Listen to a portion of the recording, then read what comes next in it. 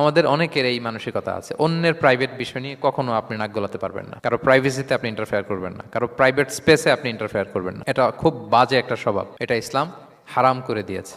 আমাদের অনেকের মধ্যে আছে খুঁটে খুঁটে, ভাই এটা কি ওইটা কি করছেন, সরকারি চাকরি না প্রাইভেট চাকরি, বেতন কত, বয়স কত, ওইটা কত ওইটা কত, হাবি যাবি। এটা দেখেছি তাদেরকে পেলে অনেকে, তারপরে মানুষ ভাই কি সমস্যা, কয় বছর হইলো, বাচ্চা নিচ্ছেন না কেন, কবে হবে, কার সমস্যা, আপনার সমস্যা না ভাবির সমস্যা, বেটা তোর কি সমস্যা ওইটা বল।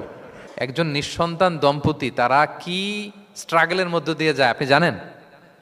এটা তার জন্য পরীক্ষা। ওই পরীক্ষার মধ্যে আপনি খুঁচি, মানে সে kind of his a gynaecologist, treatment দিচ্ছে, ভাই কি হয়েছে এইটা ওইটা, তাদেরকে বিব্রত করে একটা পরিস্থিতিতে ফেলা, এম্বারাসিং একটা সিচুয়েশনে ফেলা, এটা হারাম। এই ম্যানারগুলো ইসলাম আমাদেরকে ধরে ধরে শেখায় যে এটা তোমার বিজনেস না, তুমি খুঁচিয়ে খুঁচিয়ে মানুষের ব্যক্তিগত বিষয় যেটাতে সে বিব্রত বোধ করে এগুলো তুমি জিজ্ঞেস করতে পারো না।